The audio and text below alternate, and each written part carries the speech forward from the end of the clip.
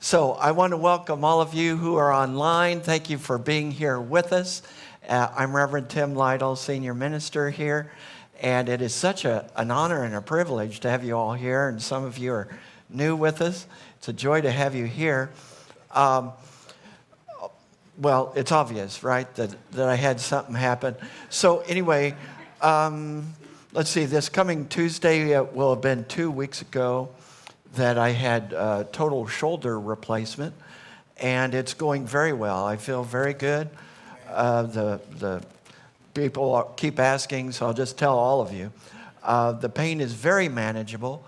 It is extremely manageable. It's at this point very minimal.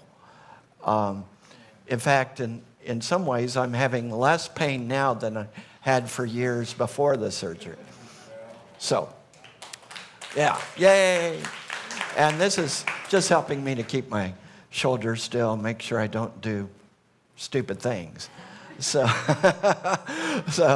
I'll have this on for a while, and I sleep with it, and it's my new best friend. It just, or worst enemy, it just sticks close to me.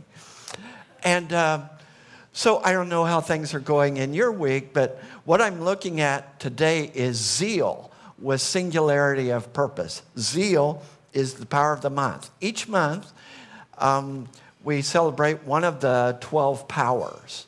And in unity, we believe that each one of us has 12 inherent abilities, 12 powers that align with different disciples that followed Jesus. And so zeal is the power of this month. Zeal is the power to get things started. Zeal is the power, like if you've ever seen a rocket, when you see all that initial thrust and the flames are coming out, it takes a lot of thrust to get the thing off the ground. That's the power of zeal. The power to keep things going could be referred to as the power of strength, the power of perseverance, but the power of zeal is the power to really lift up and take that deep dive, to start what it is that is ours to do.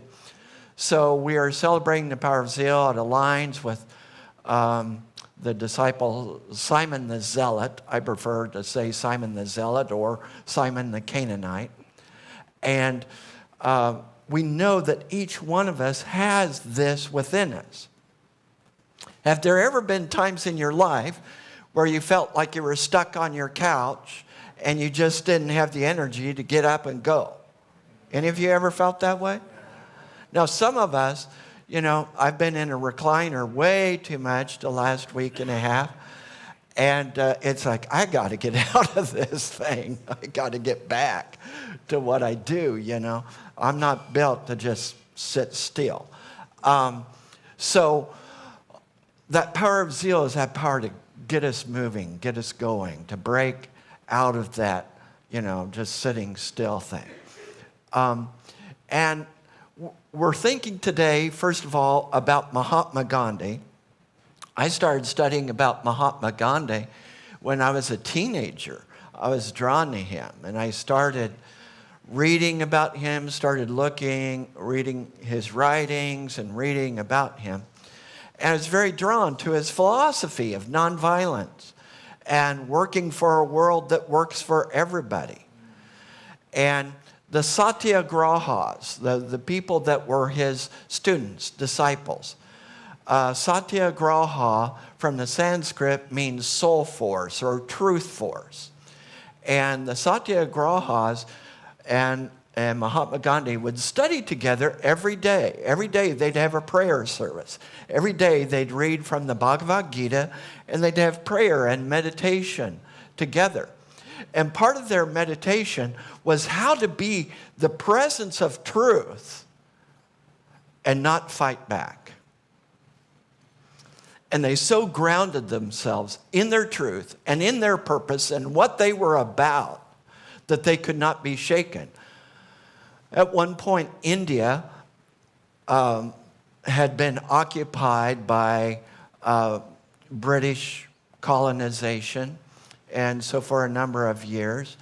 And at one point, it was decided that all salt that was in India, all salt, belonged to the British Empire. And, so like on one walk, Mahatma Gandhi went to the ocean, which is salt water, and he picked up a cup of it and he announced to everybody, see, I'm breaking the law. And so there would be these stockpiles of salt, and it was kept from the Indian people so that the British government could control it. And the satyagrahas and Mahatma Gandhi decided, let's take a walk as a protest, nonviolent. As a protest, we're going to walk to these piles of salt that are guarded by British guards, British soldiers. Let's walk to these piles of salt and pick up some of the salt. Do not fight back. Do not even raise a hand. Be totally grounded in peace. And that's what they did. And they came in droves. Droves of people following, making that salt march. And as the British soldiers were, you could hear the skulls cracking open from their sticks and their arms. Well, they were not to even raise their arms, but you could hear the bones breaking. And when all of those would fall down, another group would come in. When those would all fall down, another group would come in. This is where Martin Luther King Jr. got the idea, and other civil rights leaders got the idea of things like sit-ins. After the group was beaten or arrested, then another group came in and sat down in that place where blacks were not to be. Then another group would come in. So we celebrate that zeal that Mahatma Gandhi had and exemplified, knowing that when we are dedicated to our purpose, it gives us energy, it gives us strength, it gives us zeal. When we know what we're about, when we know who we are and why we are here, then it gives us great strength. Now, in this context, I want to talk a bit about Jesus. How many people here have an allergy? And I've asked this before. A little bit of an allergy to Jesus. And it's okay. You're not judged because you have an allergy. If you're allergic to grass, or if you're allergic to mold, or you're allergic to perfume, or whatever it may be, I mean, it's just an allergy. How many people here have it's okay, it's all right, have an allergy to Jesus? All right. Thank you for your honesty. Thank you for your honesty. And, sometimes Jesus was used as this kind of battering ram. Not Jesus, but I mean in modern traditional churches, sometimes Jesus was like, oh, if you act out, Jesus is watching. And if, Jesus knows what you're doing, Jesus knows where you're going. I remember my grandmother telling me that, remember, wherever you go, Jesus is right there with you. Now, I took it as a blessing. It's like, good. I'm glad. I'm glad Jesus is with me wherever I go.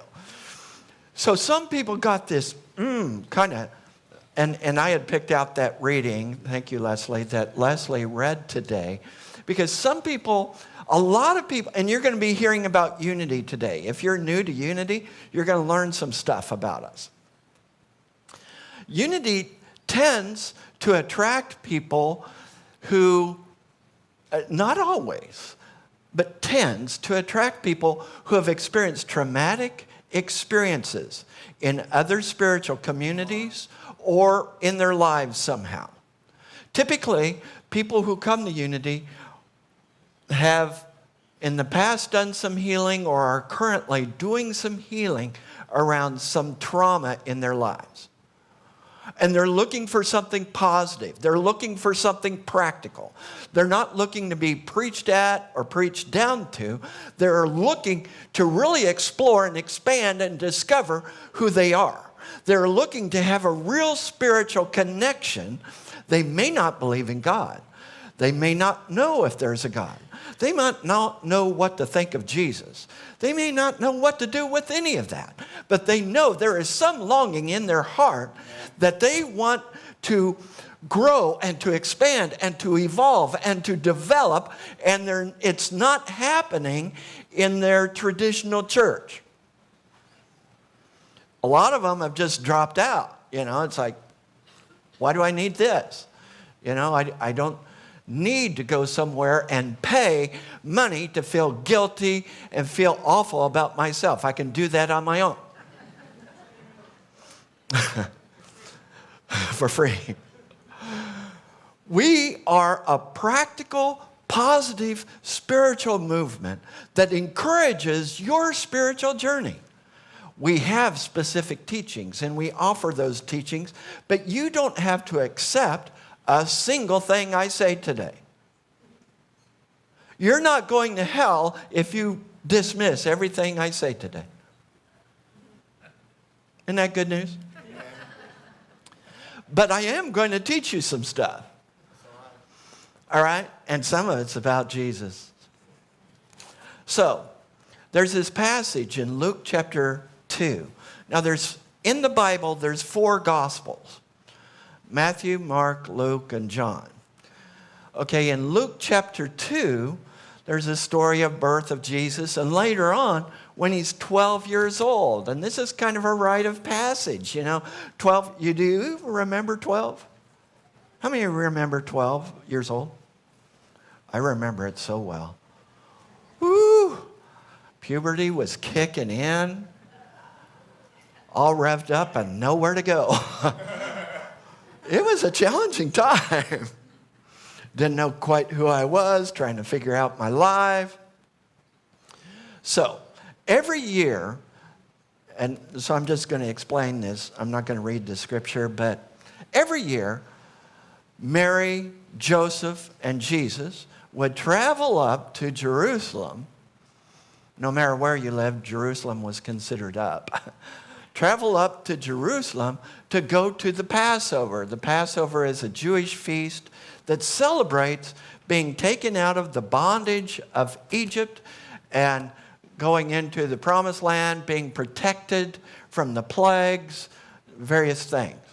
So the Passover is a big deal. Every year, the family of Jesus would travel to Jerusalem and they'd go to the Passover. Have you ever had your child stray off? Any of you have children? Have you ever had children stray off? Did you just get frantic and worried? Now, I did this a lot when I was growing up. And yeah, imagine that. And I had my opportunity to experience what is that like as a parent when my son, John, he was probably 9, maybe. And he didn't come home from school. And we kept waiting, and he didn't come. And we got concerned, and there was no way to reach him. And, we gathered, started calling relatives and friends. And we were scouring the neighborhood looking for John. And, about 3 hours passed. I mean, that was a long 3 hours. My imagination was just, whoa, what's happening with John? Where is he? So we had this whole group of us, and we were out on the front yard. And then I saw John riding on his bicycle. And when he saw all of us out on the front lawn, he had this look like, oh, shoot. He knew that he was in trouble. He knew this was serious. And I had been a drummer, and it turns out he had stopped at someone's house that had a drum set. And anyway, but we didn't know where he was. This was just 3 hours. And in the talk that he and I had afterwards, I promised him. I said, I absolutely guarantee you will never forget this talk. And I guarantee this will never happen again. and it didn't, and he remembers that talk to this day. So, imagine Mary, Jesus, Joseph, they go to the Passover, they leave the Passover, there's other family and friends there, and Mary and Joseph think that Jesus is with the other friends and family members. They travel for a whole day before they realize Jesus is missing. He's not with them. He's not with their family, their friends. So they go back to Jerusalem and search for 3 days. 3 hours. I was in a panic. 3 days. Can you imagine? They were distraught. And then they found him. And he was inside the temple, the big temple, Jewish temple in Jerusalem. And he was asking questions of the experts in the Jewish scriptures and in Jewish law. He was asking questions and making comments. And all of the teachers were amazed that this 12-year-old could have such understanding and such depth about spiritual things, about the Hebrew scriptures. They thought, wow, this kid is really different. And so his parents found him. Do you think they just said, oh, we're so happy we found you? That isn't how I quite was when I found my son either. They're like, where have you been? We've been searching for you for 3 days. We thought you were with our family, with our friends. Why would you do this to us? 12 years old, Jesus said, why are you so concerned? Did you not know that I had to be about my Father's business?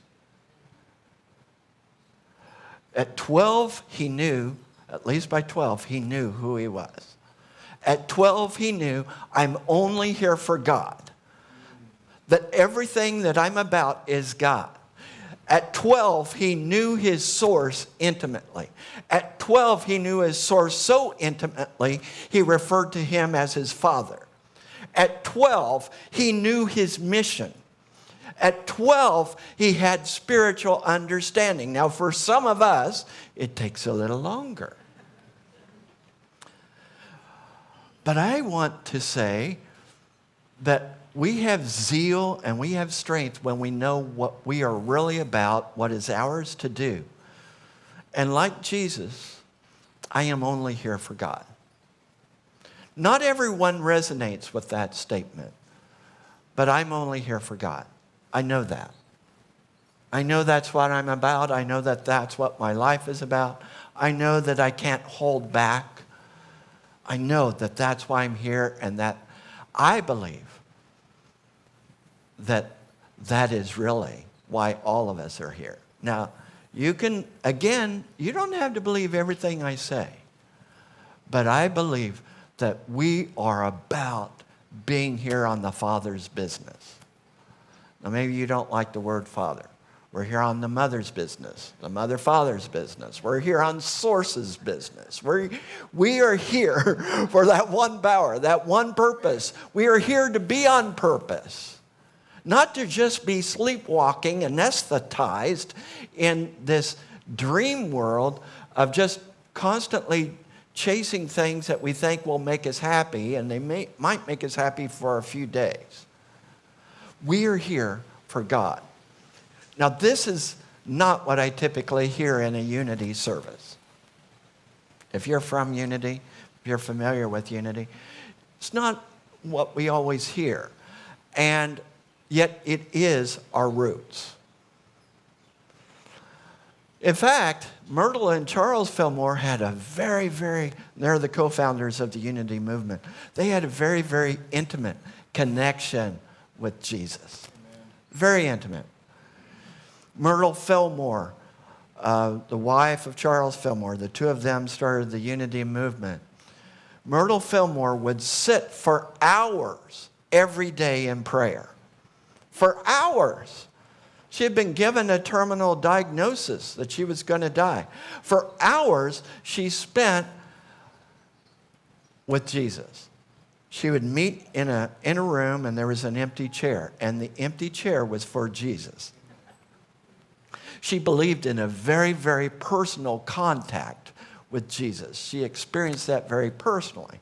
And Charles Fillmore, you know, he would go into mystic trance. So, like at a family gathering, Charles Fillmore was sitting there. This was at Unity Village, and he started trembling and quaking, and his granddaughter got concerned and asked one of the family members, "What's going on with Grandpa Charlie? Why is he shaking so?" And they just laughed, and they said, "Oh, Charlie's just filled with the Holy Spirit. It's okay." They had an intimate connection with God. Unity has sometimes lost this personal aspect of God, this personal connection with God. Recently, I had these 3 sessions that I led in Whole Body Mystical Awakening. And those who attended that, many of them found it to be a very profound experience of really connecting with and experiencing the divine in some way. Now, they may have experienced Kuan Yin, or they may have experienced Krishna, or they may have experienced, but there was a deep experience with the divine and a lot of connection with Jesus. And that's why in that reading there's this invitation. You can try it. You know, Jesus isn't like against us. That Jesus that was sometimes used to beat us over the head, that isn't Jesus. Jesus was the friend of tax collectors, which were hated, and prostitutes, and people who were considered sinners. That's who he chose as his followers. He didn't choose the people who thought they were righteous. He chose the renegades of life. Jesus doesn't reject us. So, that is part of our unity teachings and faith. Now, the Fillmores, Charles Fillmore, and I've studied a lot of different traditions, you know, deeply. I mean, deeply. Like I studied in the Judaic College of Hebraic Studies, Kabbalah for 5.5 years, you know, so it wasn't a light commitment. I mean, I dove deep into it. Or I've studied deeply in Krishna consciousness or other things. So I know that we've explored various things. So when I read Charles Fillmore, I can see the different influences there. Because he studied Hinduism, he studied Kabbalah, he studied Hermetic philosophy. You might say, what's Hermetic philosophy? Named after Hermes. This was knowledge from hundreds of years ago that was channeled. I mean, he studied a lot of stuff. But what they centered on was that Jesus fully exemplified and best manifested what they saw as being spiritual evolution, of really evolving and developing spiritually. That what Jesus did, each one of us is called to do. Each one of us is called to be that Christ. And Jesus said in the Gospel of John, "Greater things shall you do that believe. Greater things than me shall you do." He didn't say it's all about me. He said it's about you. You are the light of the world. We are here to develop, to grow, to expand, to evolve, not to just sit still. Now, you can sit still. You don't have to do any of this. You can say, "Well, I just want to golf and go to the beach. Is that okay?" Yeah, that's perfect. That's wonderful. But I am convinced in my own life that I'm here for God alone. And, you know, for years I watched Agape Spiritual Center and Reverend Michael Beckwith. And part of their mission statement at that time included, every Sunday they would say, "We are only here for God." And I never really heard that in a unity church, but it just so made sense to me. Why wouldn't I fully dedicate and commit myself to that which is eternal, absolute, that which is really me, that which is the presence of all? Why wouldn't I commit myself to that which is most transformative in our world? That's what I've committed to. I invite you to consider that as well. And have some time, quiet time each day. Invite someone in. Invite Jesus in. You mentioned Mary Magdalene. Mary Magdalene was perhaps the closest to Jesus of anybody, and the first person that he appeared to after the resurrection.